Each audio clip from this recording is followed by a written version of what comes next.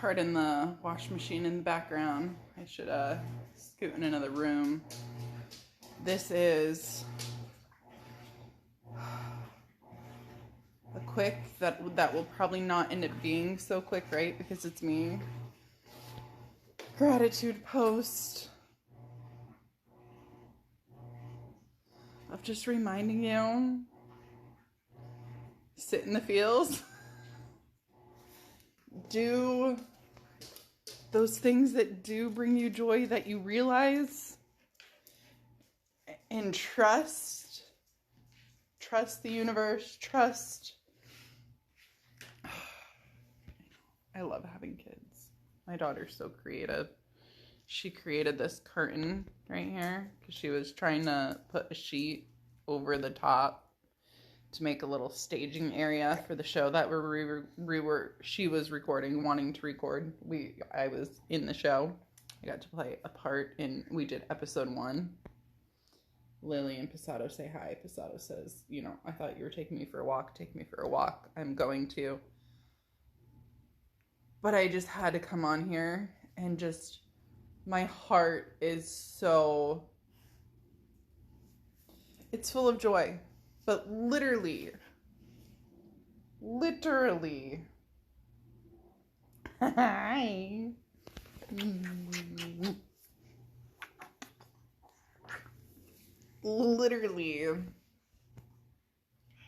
an hour ago, 2 hours ago, all of the above, by the way, I was bawling. Heartache, grief, allowing myself to just sit there when it did finally bubble up, and I could feel more grief coming up. I felt scared again of finances. It's only March 20th. Rent's not even due yet, and I could feel myself getting scared of only having enough in the bank right now to make rent, not anything above and beyond that. Worry that, I wouldn't be able to start paying my son's school again, which I know they'll work with me. So, if I needed to pay in installments or whatever, I know that's fine. But I was hoping to have, $400 to pay most of it. And then realizing that I wasn't going to,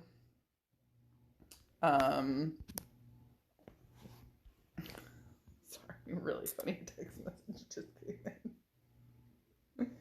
Realizing that I wasn't going to have 400, that it was, and I had asked if I could pay anything above that in installments, but then I was like, I'm not even going to have 400 because 200, almost 180 is about ready to go to Swim Kids for my kids swimming, and then another 220 would be going to the nanny this week. And then I'm like, well, that's the 400 right there that I just thought that I would have, 180 and 220. And I'm like, well, that's the 400 that I thought that I would have to pay them, and now I don't have it. And so I'm freaking out again. And I still felt all this heartache of, this isn't what I thought marriage and having kids would look like. Nobody wants to say goodbye to your kids for a week, every other week when you have kids. It hurts. It's hard. And I didn't let myself feel that. I didn't let myself feel that grief. I wasn't ready yet to feel that grief of saying goodbye to them for the last 2.5 years that I've been doing it. It's been almost 2.5 years. October, November, December, January, February, March. Yeah, 2 years and 5 months that we've been doing it. So about 2 years and 4 months into it. And that was, much less in the beginning. And then we worked up to 50-50 pretty quickly though. So probably a good 2 years that we've been doing 50-50. But I was still trying to process through the grief of the loss of the relationship, because I stifled that down for over the first year. Didn't even realizing that grief was a part of something that I would go through. Thank God for Danielle to be like, you're grieving. You're grieving the loss of someone. You're grieving the loss of what you thought the relationship was going to be. Like, and if anything, it's worse because you are grieving the loss of somebody that is still walking around. And it's not even necessarily that person, even though it is, right? Like, you grow an attachment. Even if you know deep down inside that that attachment was unhealthy, you grow an attachment to that person. It is what it is. And that person becomes such a large part of your life, especially if you're like me and you're an empath and you're one of those empaths who lost themselves in that relationship, because now you're grieving the loss of, like, holy shit, I don't even know who I am anymore. How am I supposed to function? And thank goodness for Danielle telling me, you know, like, grief is a normal part of divorce, because my mom, you know, when I told her, she was like, well, you can't be grieving him. He's still alive. And I'm like, so, right, this is just like the universe's way of telling me, like, this isn't stuff that you should be telling your parents because they're not supportive. You know, when you hit rock bottom and you told your mom that you couldn't go pick up the kids because you were in so much pain, that you were thinking that if you ended your life, if you were dead, you would no longer be feeling this pain. And her response was, oh, well, you don't see the kids enough. You hardly spend any time with them. Really? You just said that to a single mom? Like, excuse me, who just opened up and said, like, I can't do this anymore because I'm feeling too overwhelmed and I need help. So it's like, your mom's not the one to confide in, sweetheart, you know. And so anyways, I knew I the last few times when I say goodbye to them after they leave, my heart is just shattered and it hurts. My heart physically, like, it is constricted. It's tight. It hurts.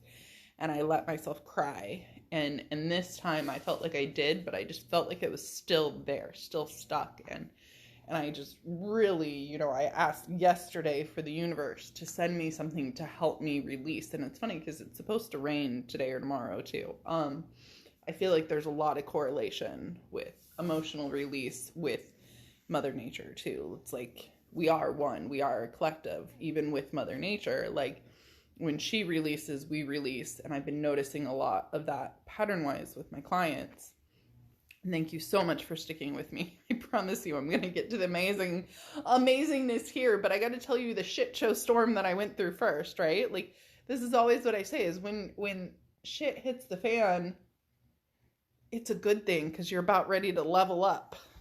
And it's like, I almost get excited for it now, but yet the financial stuff still just kind of like makes me, ugh. And so, and because I don't want to live in scarcity, right? Like, I don't want to live like that. I want to be abundant, but I want to do something that brings in money, that brings me joy, that I can help others. And so I'm going to digress here just for a second and go back to the grief, because I also am realizing just how freaking resilient these kids are. Yeah, you got my mouth. Yes. Yes, is that my lip? Am I talking? Yes. And have you guys watched her? Like, people tell me, you know, every week they when they see her, you know, like my nanny who sees her every Monday, my clients who see her every Monday, they're like, she's gotten so much bigger in the last week since I've seen her. But I wear her and I'm with her every day, so I don't notice it. So again, like Trevor said, that's probably part of what these videos are about, is getting to see her grow up over the years that I'm going to be doing these videos, and watching her from when she was so teeny tiny to now she's going to be 6 months here in 3 days. So just realizing how resilient these kids are. My daughter and son, you know, like my oldest daughter and son especially, because they are having to say goodbye to their mom every other week, and then their dad every other week. And with me, it's even worse because Callie has to say, and Hobbs, you know, they have to say goodbye to me. They have to say goodbye to Lily. They have to say goodbye to Passato. Parkour doesn't really interact much. It's just, it's heart-wrenching that I can only imagine what that's like on their little bodies. And especially my daughter, who is so attached now and bonded with Lily, and just how much torture that is for her to have to say goodbye to her every other week. And I'm sure, like, I've had her chart read astrology wise, and I do feel like that's probably going to be a large purpose of Callie and Callie's life, is she will somehow get to help people through what she's going through, however that looks, with maybe getting to help people, kids, who knows, that are experiencing divorce. And Callie always says she wishes that her dad and I were still together. She doesn't want us to fight, but she wants us to be together because she doesn't want to have to say goodbye to one of us, each week. Like, how much does that suck for her little heart? Like, God, the emotional turmoil that she's going through, that her and Hobbs go through every week, is just, whew. Like, if I'm feeling it, and she's been feeling it for the last 2.5 years, because she's been open and feeling it, versus me, who's just now allowing myself to get to those feelings. Like, I've been on emotional backup. I was in survival for so long, and now that I'm stepping out of survival, I can release, right? So I need to fill up my kitty's water. So, today, like yesterday is kind of when it started. I felt like I still had this grief bubbled up that I hadn't gotten out yet. And so I had asked the universe, like, send me something like a show or a movie or something to help me release. And so today, and I had also asked my grandpa, to please send me a sign, my mom's dad, to please send me a sign that he is still here with me and guiding me and still here with me from the other side. And so today I finish up work with my clients, and I sit down, and I'm getting ready to eat vegetable lasagna with Miss Lily, who was obsessed and loved it. And I open up Facebook, and this is what pops up on Facebook. This memory from 6, 7, 8, 9 years ago. My grandpa sending me that sign. And so, of course, I shared and told him thank you. And I sat there at that dining room table bawling. This was after we ate. This was at the end. This was after we ate, because I looked up the address for a pirate ship that I won in that Buy Nothing group that I was selected for Hobbs. He had asked me for a pirate ship toy at Target a couple months ago, and month and a half ago, and I didn't have the money for it. And he did have some gift cards, so he used those gift cards for a lesser expensive toy. And it was kind of one of those where I really wanted to help him out and get the pirate ship instead. But even the money that it was over the gift cards, I didn't have the money. So I had to tell him no, because I couldn't even support the extra, whatever it was. I had a bunch of gift cards saved up from Christmas for him, for Callie, for Lily.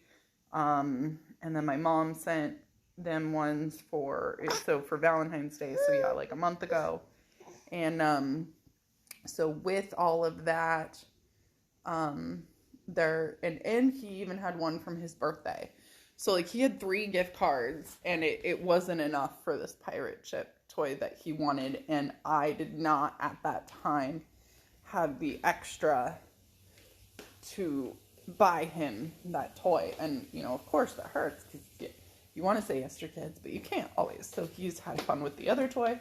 But so I opened up my Facebook, and earlier there was a toy on there that I saw, the pirate ship toy, and I was like, oh my god, I gotta put in my name for that for Hobbs. Like, how amazing. And Hobbs is this like super powerful manifester. Like, he is in the flow for sure, probably all the time that he spends outdoors and in nature. Like, I mean, the stuff that he wants, like, yes, is just a month later, but now he gets the pirate ship that he wanted. And thank goodness for groups like this so that he can get it. And so I open up Facebook to get the address to find out like where I'm going, and I'm wiping up applesauce on the wall. As I leave this video, I told you guys these are real life uncut videos. Applesauce fell out of my fridge when I opened my fridge. And I do wonder if it is encouraging me to slow down a little bit in the current guy that I like, but you know, maybe I'm reading more into that, maybe not. I'll listen, you know, at some point. It's okay. So anyways, my dog licked up the applesauce on the floor, but not on the wall, and I really don't want this to dry and become an even bigger mess. So thank you for hanging out with me while I wipe applesauce off the wall.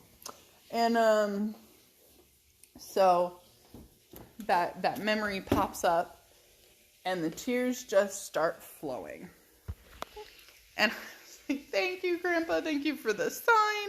And my heart hurt so bad. Just like this tight, constricted heartache, this grief, this... And the whole time I was just sitting there, feeling it, letting the tears flow, just thanking my grandpa so much for helping send me a sign and sending me something to release, to help me release. Like, for me now, when I get those tears, the physical release, the heartache, it feels good. It feels so good to just sit there in it and feel it. The one that does not still is anxiety, right? For me, mostly about financial, which I'm still getting to, I promise. And so just sitting there and feeling it, and I'm like, all right, okay, that was good. And then I'm like, still doesn't feel like it's done. I still feel like I need a little more. I was like, I'm going to put Lily in her car seat. She's going to probably cry on the way home. I stopped and got myself a Dutch Brothers from the gift card for my client who, oh my God, sweetest man ever. He tells me today he got me another gift card again for Starbucks.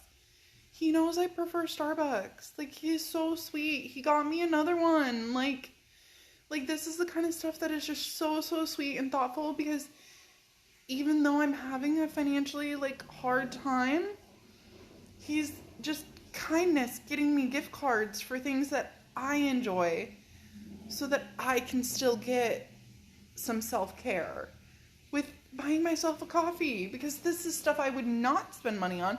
I didn't have time this morning to make one, but it's just sweet. It's like, here you go, treat yourself. Like, here you go. I've got plenty. Here you go, treat yourself. Like, and it's sweet in the way that he's doing it, because then it has to be used towards, like, a treat for myself, right? Like, just such a sweet man.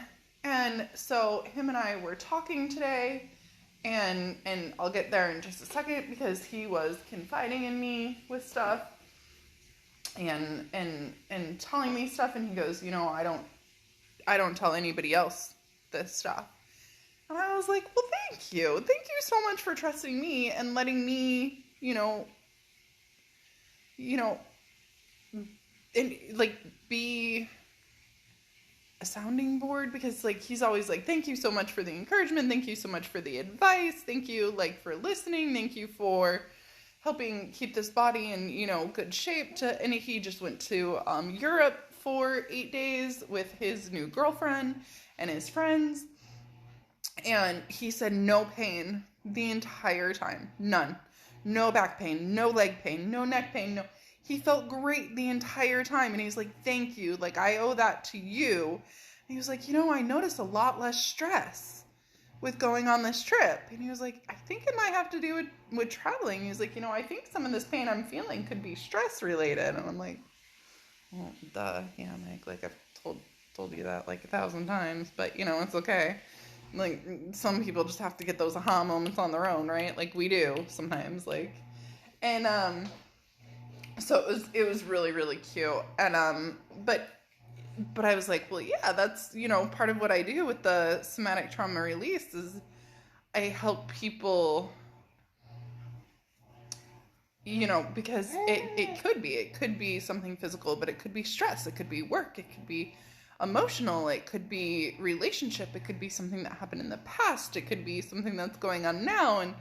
And so, paying attention to that and paying attention to the fact that your body likes travel and your body's really happy with this new relationship that you're in, like, that is so important. Like, that's a large part of why you're doing so well and feeling so well. And you come in weekly to take care of yourself. And I realized, when he was telling me that, I was like, that brings me a lot of joy. Like, having people open up to me and share with me and share things and being open and vulnerable and trusting me, that really means a lot to me. And it does. It brings me a lot of joy. And I'm getting there in a second. And I just realized how much joy it brings me to be that safe space for people to open up with acceptance and love. And not judgment or shaming, right? Like, which a lot of people are used to. Like, it brings me a lot of joy to be that safe space for people. And, so I put Lily in her car seat. We go through the drive-thru for Dutch Brothers because I still had money on the app from my client. So I bought myself a coffee, and she's starting to fuss, and we're driving. And thank you, universe. Thank you, Lily. Thank you to everyone. She was fussing and crying. I'm like, I can't have you on me right now. I just feel way too touched out. Like, I'm, still shedding some tears as I'm driving as it is. And she fusses enough and just zonks right out. And I was like, oh, thank goodness. Like, thank you, God. Thank you. Thank you, everybody. Thank you. And so I get to go for a drive. And you guys know me. You guys have been there with me on my drives. I love to drive. It is so meditative for me. It is so enjoyable for me. Especially if I can hop on like the 60 and drive out towards the superstitions and just seeing them as my backdrop brings me so much joy. And I feel like that's when I get a lot of aha moments, a lot of release, a lot of aha moments. And so I'm driving and I'm crying and I'm bawling and I'm letting myself release and I'm feeling the heartache. Like, literally, I am feeling my heart constrict, my chest constrict. I am sitting in it and feeling it and saying, thank you for letting me feel this. Thank you for allowing me to feel this so I can release it. And this song came on. That was the cheerleader song that used to be what Dave said was like his song for me. Like, because I was his cheerleader, right? And I remember a few years ago, so when I was going through the NDE, so a couple of years ago, two and a half years ago, and the song came on and I was in the bathroom and everything constricted and hurt and I was bawling and my whole body hurt hearing this song because of the pain that it brought of how he would always say I was his cheerleader, because I was always his cheerleader. I was always the one who built him up. I was always so supportive, even when he treated me like shit, because I don't love myself, right? And I remember being in so much pain in the bathroom and hating that feeling. And fast forward now to 2.5 years later, and feeling a similar feeling, because it was only in my chest this time. It wasn't full body. Like, I mean, it was arms and everything. Like, everything last time just hurt so bad. And this time, it hurt. The heartache, the grief, like the constriction, it physically, my chest hurt. My heart hurt. And it felt good. It felt so good. And I was just like, thank you, Grandpa, for the trigger, the sign and the trigger to help me release. Like, thank you. And looking at Lily passed out asleep in her car seat in the back. Thank you. And I'm driving and there's this billboard. And it says, find your purpose. Very beautiful colors and purple and yellow. And I don't even know what the heck it was an advertisement for. It just says, find your purpose. And I was like, seriously? Seriously, what do you think I'm trying to do? What do you think I'm trying to, like, I want to find my purpose. I want to do what brings me joy and makes me money and helps that financial abundance flow. And I've been getting these messages to do videos. And I'm like, well, I'm doing these videos. And I'm like, oh, okay, you need to listen to the request for the video Zoom healing. And I'm like, but how do I do that? How do I do it via Zoom?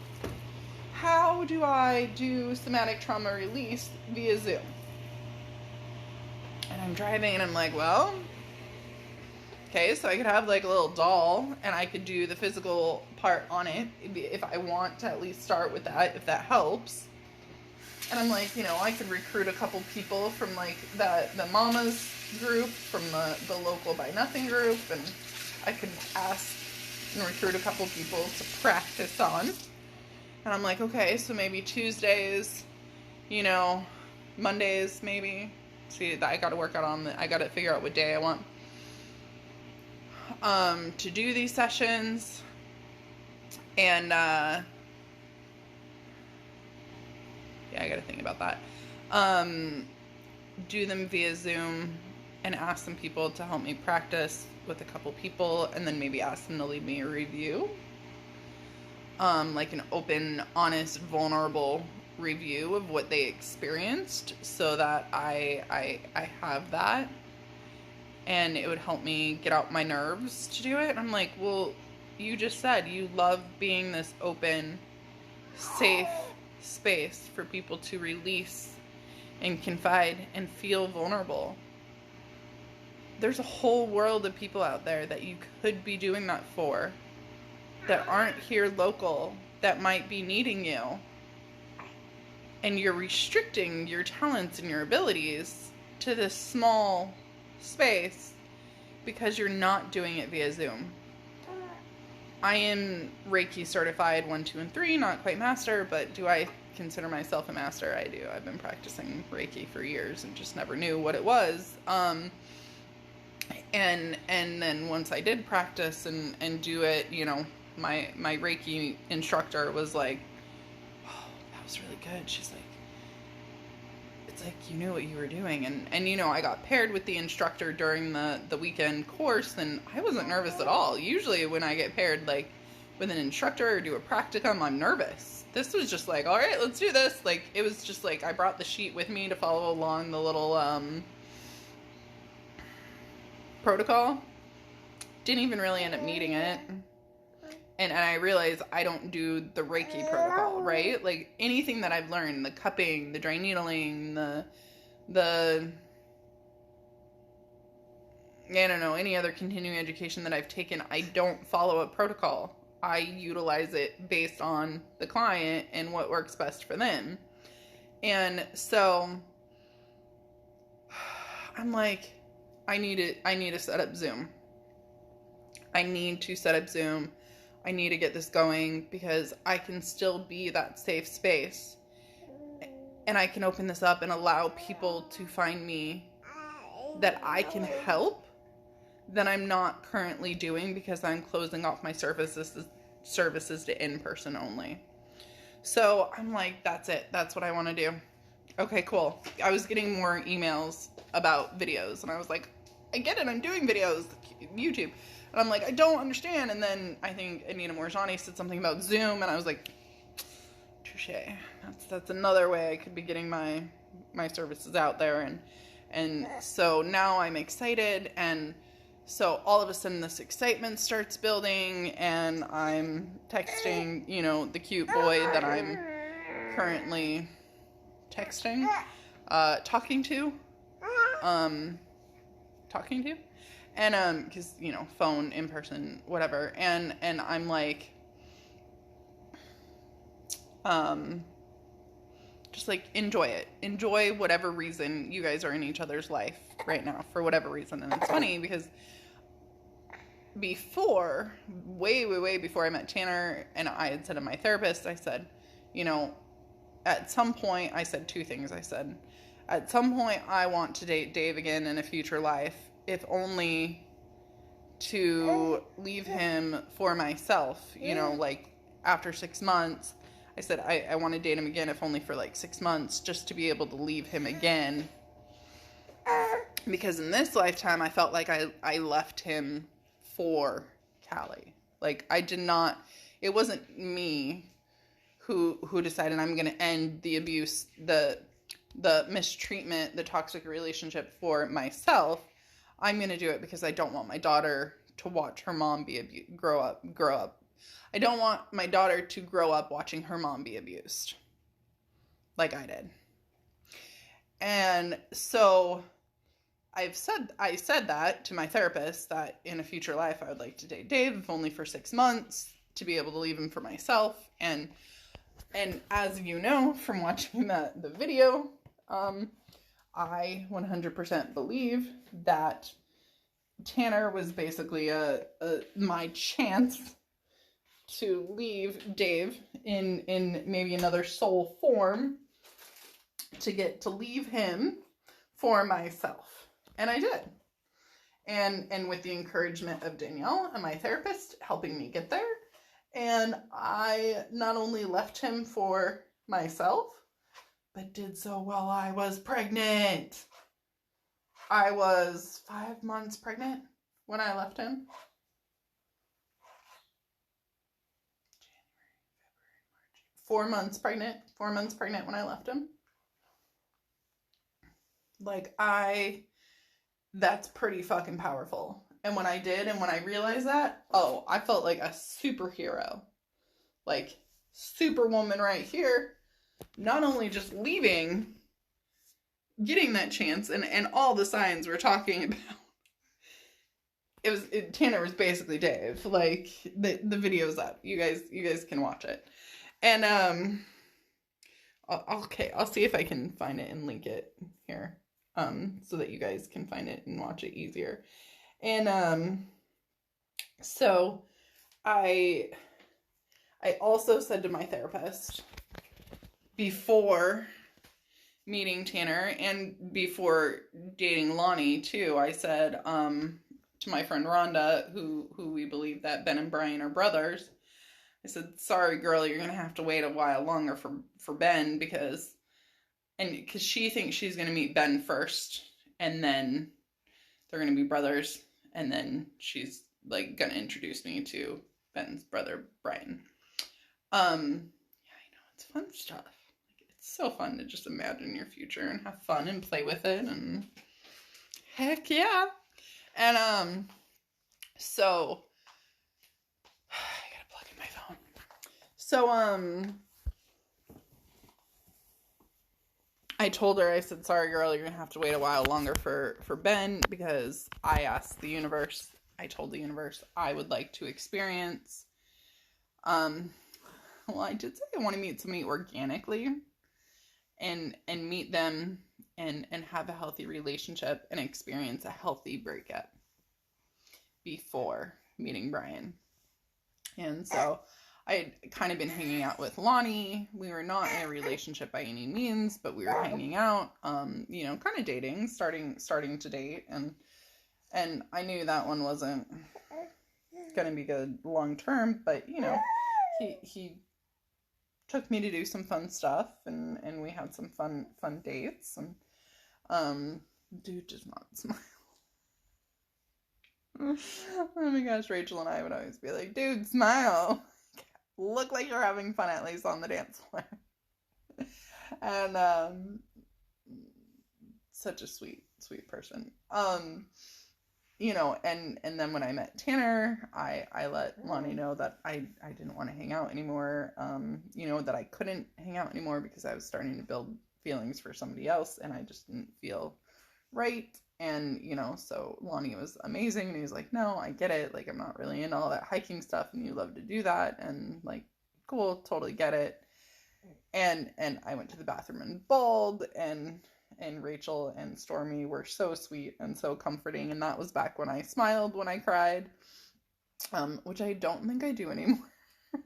I think I've worked through that one. I think now I can ugly cry, but that's, so I'm in the bathroom and I'm crying, but I'm smiling and they're like, are you laughing or are you crying? And I was like, no, I'm crying. And they're like, but why are you smiling? And why is your makeup not messed up? And how are you, like, don't you know how to ugly cry? And I was like, no, I don't know how to ugly cry. I smile when I cry and stay, fixed up because of trauma. So then when they realized I'm crying, they comforted me. And then, I dated Tanner and then, I even told my therapist when Tanner and I very first started hanging out, it was like right away, I was telling her about how I had asked the universe to date someone, and experience a healthy breakup before meeting Brian. And, Brian equates to my soulmate. I think y'all know that, but if you don't, now you do. And so I was just thinking it'd be funny if he found me via these videos. Anywho, so I told my therapist, that I said that to Rhonda, and it was like this knowing between her and I that Tanner was that breakup relationship, right? Well, that was not a healthy breakup by any means. It was not healthy. And I'm like, so I still haven't checked that one off the bucket list. Like, is that something I still want to check off the bucket list before meeting my soulmate, right? Like, it's something my soul wants to experience. My soul wants to experience a healthy relationship and a healthy breakup before meeting my soulmate. So, we'll see. Maybe with this guy, maybe not. So anyways, thank you again for sticking with me through all my storytelling. And this guy is like, are you going to take me for a walk or what? I am being so patient. And her too, she's like, come on, let's go for a walk.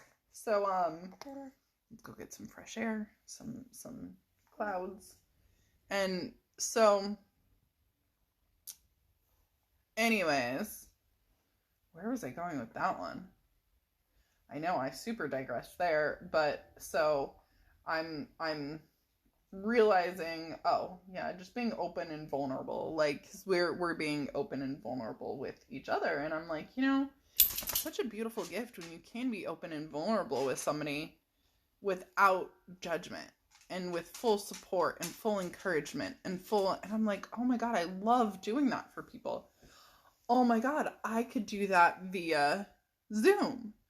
Oh my God, I could be helping so many more people. Oh my God, why am I like, I need to be doing this? Oh my God, that does bring me so much joy. And that would make me feel very, very fulfilled and find my purpose and all this stuff, right? For whatever reason, I'm standing here and I'm like, all right, I'm going to check my email and because I really don't check my email that often. I don't. I turned off notifications during the divorce process because it really triggered me to see emails come in about the divorce and from Dave, and I would get so triggered that I literally was like, I can't have it just come in and be like, oh, phew! Like, I have to center and make sure that I'm ready to then read it, even though it's still going to trigger me, but then that way I get to choose when I'm going to read it and when I'm going to be triggered. So I've had email notifications off since the divorce proceedings. The divorce has been finalized for a year, so I've probably had email notifications turned off for about 2 years because the divorce took 2.5 years. And it probably took me a little bit to finally be like, dude, why are you letting yourself get so reactive? Like, just fucking turn off the notifications, and you get around to reading your email when it's convenient for you. So I really only check it like every few days. So for the most part, I now get excited about checking it. So I open up my email and I see this email about the money from the trust, which you guys know. You guys have been following along. And I decided to open custodial accounts tied in with the children's names, one for each child, because at this point I don't even know who would oversee the trust. And so she emails me back and she says, before I distribute the funds, I have to get permission from Dave, and and she needed to confirm that they were actually for the children. And so I sent her, like, this one's for Callie, this one's for Hobbs, this one's for Calvin, this one's for Eric, and here's the confirmation that it's with their name. And and she said, after I speak with Dave, and it's been a week and she hasn't heard back. So she goes, I'm sending these funds out, as long as they're tied in, like custodial accounts tied in with the children's names. I am putting that information on the wire, and I'm sending this out. And I was just like I have been living on edge for the last 2 weeks when I opened these custodial accounts, because I was like,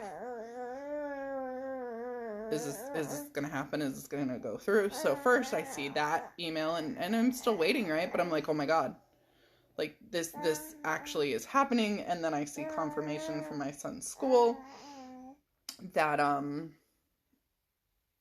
and I'm going to digress here in a second, that they'll work with me on a payment plan for this upcoming month. And just, hello, amazing kindness, caring, compassion. They've comped my half of Hobbs's school tuition for the last 2 months to help me out. Just to help me out. And it's beautiful, and I love that they're in a space of being able to, and that, she's been through something similar, and that's why she wants to help me out. Like, that just feels so right and so good. And then my client and I earlier, had talked about the fact that this one lien still hadn't come in yet. And he goes, it really should have been by now. And I said, well, can you help me draft something up to send to them? And he's like, yes, absolutely. And he goes, well, let's take the non-abrasive, non-threatening, non-confrontational, thank you, that's what I was looking for, non-confrontational approach first, and go from there. So he helps me draft something up, and I'm checking my email, and I click on the notification for the mail that is coming today, because now it's not enough that we wait and go look at the mail and say, hey, what's in the mail today?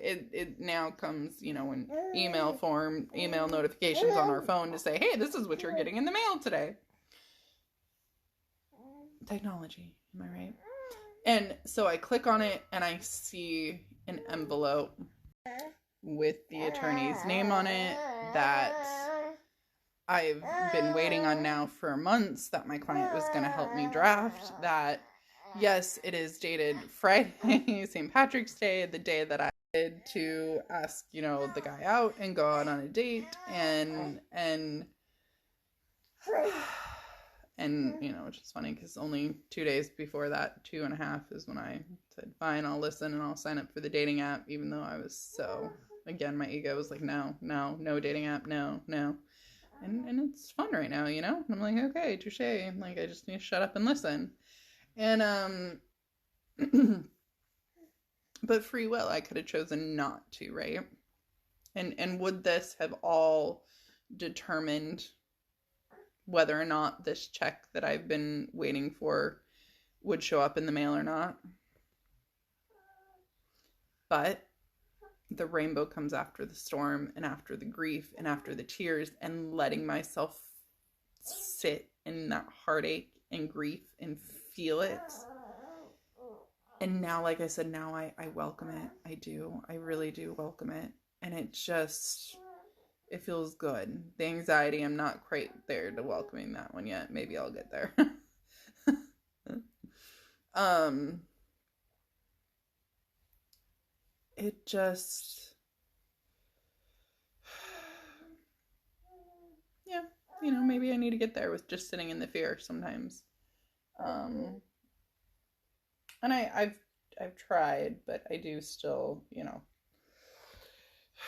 anyways, I'm gonna, but I reached out. I asked for help, on responding to the lien, on asking for help with paying tuition, and then now this is coming today in the mail, and I just started laughing, crying, just like, and Lily was looking at me like I was nuts, but I am, like I'm in the best way possible, and just sitting there in all the gratitude and in tears and still feeling some heartache and just being like, thank you, thank you, thank you, thank you, thank you, thank you, thank you, universe, thank you, thank you, thank you, grandpa, thank you, everybody, thank you, thank you, thank you, me, thank you, oh my god, thank you, like, so little reminder, basically moral of this whole story is that when shit feels like it's hitting the fan and when you feel like you're a mess, go ahead, sit in it, allow yourself to feel it, and be excited about the rainbow that's coming on the other side, because I promise you it is. All right, we're gonna go for a walk. I love you.